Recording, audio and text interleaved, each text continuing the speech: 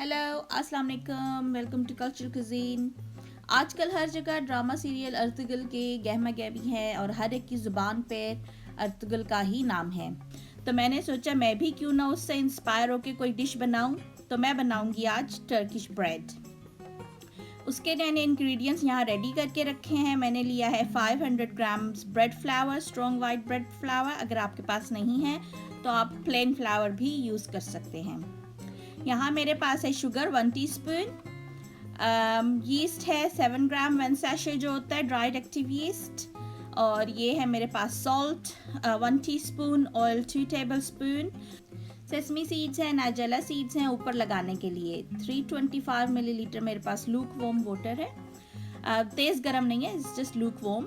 इसमें मैं डाल दूंगी बाउल में और इसमें मैं शुगर एंड यीस्ट डाल दूंगी ताकि हमारी यीस्ट एक्टिवेट हो जाए अच्छे से। एंड उसे मैं 10 मिनट के लिए छोड़ दूंगी। और नमक मैं अपने फ्लावर में डाल दूंगी ताकि वो अच्छे से मिक्स हो जाए उसमें। एंड पानी में नहीं डालूंगी वरना वो प्रोसेस स्लो हो जाएगा उसका एक्टिवेट होने का। जब अच्छे से राइज हो जाएगा, ये एक्टिवेट हो जाएगा, फिर मैं अपना आटा गूंद लूँगी और आटे उसमें ऑयल भी मिक्स कर दूँगी।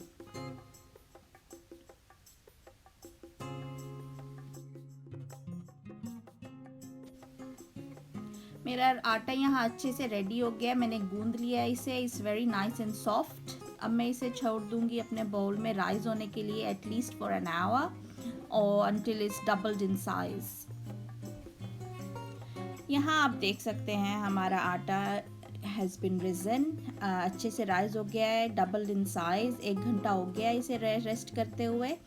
मैं इसे वर्क सरफेस पे निकाल लूँगी जो मैंने ऑलरेडी डस्ट कर लिया है, और मैं इसको अच्छे से इकट्ठा करके एक बोल की तरह से बना लूँगी। और फिर मैं उसे 2 हिस्से में, इक्वल हिस्सों में काट लूँगी। अगर आपको 2 बड़ी साइज़ की ब्रेड बनानी है आप 2 बना लें, आपको छोटे बनाने हैं आप 4 बना लें। अगर आपको इट्स अप टू यू, आप जिसको जैसा पसंद है, आप चाहे 1 बड़ी बना लें, 2 बड़ी छोटी बना लें, तो it's entirely up to you.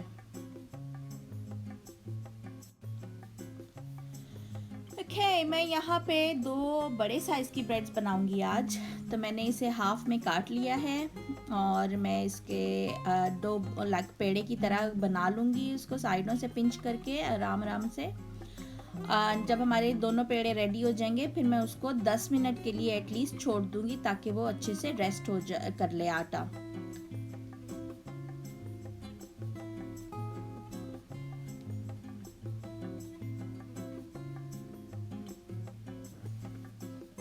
Okay, आप देख सकते हैं इस rested for some time now. अब मैं क्या करूँगी, इसको मैं अच्छे से हाथ से फैला लूँगी। मैं इसे अपनी बेकिंग ट्रे पे ही फैलाऊँगी जो इसमें मैं बेक करूँगी। और अगर आप चाहें तो रोलिंग पिन इस्तेमाल करके फैला सकते हैं, लेकिन मैं इसे हाथ से ही फैलाऊँगी।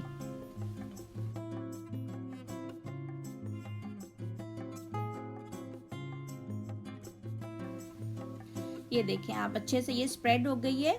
अब मैं इसमें अपनी उंगलियों की मदद से मार्क्स लगाऊंगी। आप देख सकते हैं कैसे मैं लगा रही हूँ।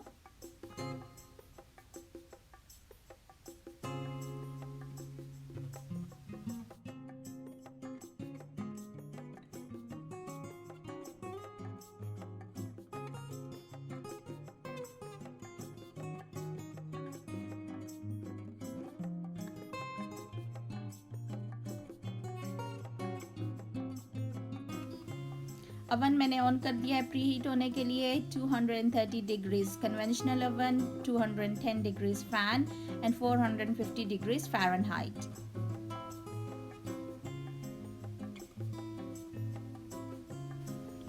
ओके, मार्क्स मैंने लगा दिए हैं। अब मैं इसे रेस्ट करने दूंगी फॉर अनदर 10 मिनट्स रफली।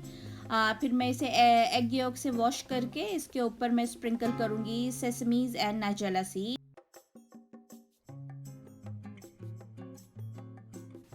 Okay, it's been resting for a few minutes now. I'm going to brush it with egg yolk.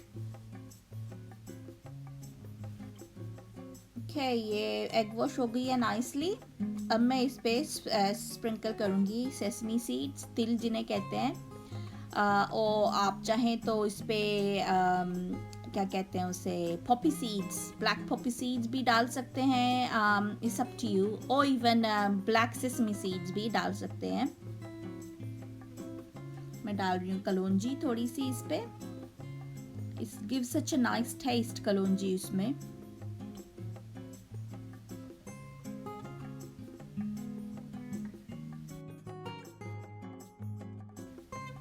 Okay, both my breads are ready. मैं इसको ब्रश करूँगी with melted butter. इस completely optional. अगर आपको bread के ऊपर butter नहीं लगाना है तो आप नहीं लगाएं. मेरे बच्चों को पसंद है तो मैं लगा रही हूँ.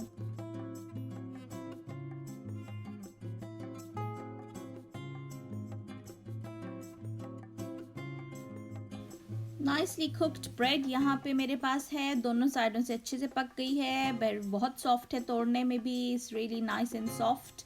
आप देख सकते हैं इस cooked nicely. Middle eastern countries में ये इस्तेमाल की जाती है दूध के साथ, दही के साथ, स्पेशली ड्यूरिंग रमदान टाइम.